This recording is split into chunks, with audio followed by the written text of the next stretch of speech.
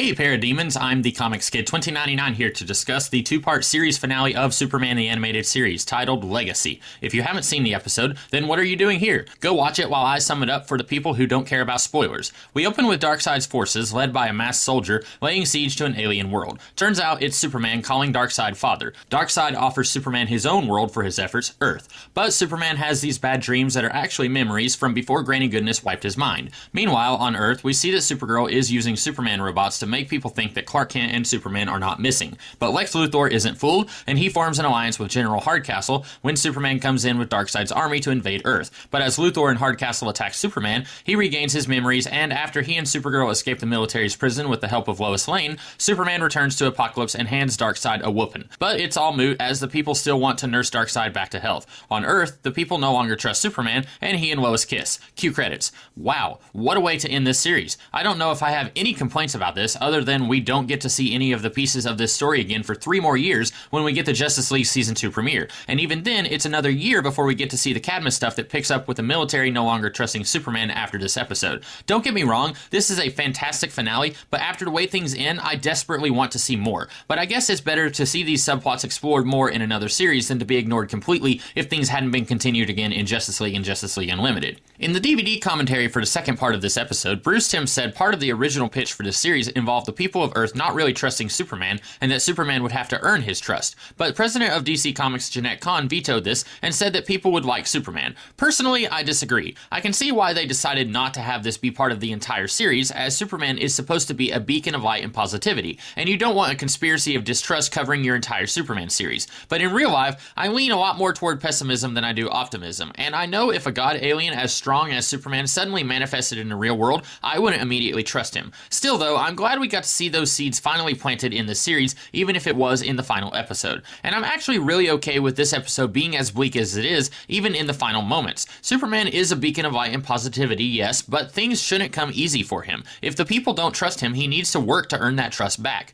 We don't get to see him in that struggle, but that's okay, because it's not going to be an easy struggle that you could show in such a short span of time. And another earlier idea for this episode would have placed this story at the beginning of the season, but that didn't happen because the order for episodes of the new Batman Adventures came, and the crew knew this would be a difficult episode to get right, so they didn't want to overload themselves with Batman and Superman, so they saved this episode for the end. And again, I would have liked to have seen some of the aftermath of this episode, but I do share the worries of the people making the series that it might not have been as good if they had tried to do it at the beginning of the season. There was also some talk of having there be more connectivity between episodes that would lead up to this episode, such as planting the ideas of an alliance between Hardcastle and Luthor in the episode Little Big Head Man. And while I do like continuity between episodes in a more arc-driven series, I'm kind of glad that they didn't do this. What I liked about when Justice League Unlimited would do this is that you had the episodes that were part of the Cadmus arc, and they would all tie together beautifully, but you also had the episodes where Wonder Woman turned into a pig, or where Booster Gold can't get no respect, and you don't cut to a 2-minute scene in those episodes where Amanda Waller is talking to General Eiling about the Ultimate or whatever. You have your arc episodes where arc stuff happens, and your episodes that aren't part of the arc. I don't want to call them fluff because that makes them seem like they aren't important, and I like my episodes where Wonder Woman turns into a pig, or Booster Gold can't get no respect.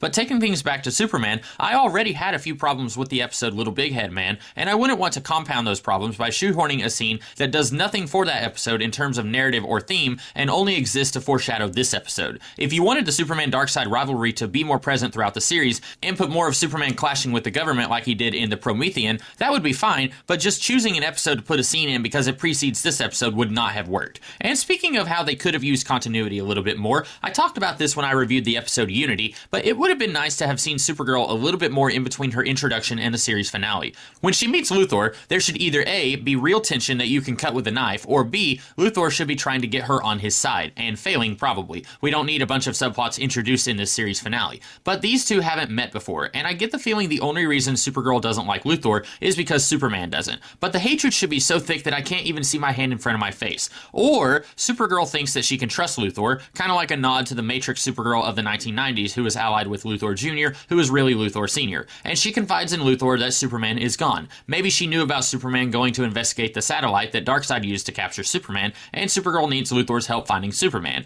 And then Luthor goes to Hardcastle when Superman attacks, knowing there's more going on, but choosing to use this chance to kill Superman. That wouldn't have even taken up that much more screen time than what we had, and it could have made for a better confrontation between these two who have never met before. I do question the sudden use of Superman robots in this episode. I think this would have worked better if we had seen just one episode where Superman toyed with the idea of using robots to help even more people than he already does, and then something happens where Luthor or Brainiac or Toyman takes control of one of the robots, and Superman realizes it's a bad idea. Not to mention, while this series had dabbed in taking bits and pieces from all the different eras of Superman, it's mostly just taken from the John Byrne era that came after Crisis on Infinite Earths. So for the series to suddenly be taking an element of the Silver Age feels really weird. It could have been made to work if the series had foreshadowed it a little bit before now, but that's a minor gripe.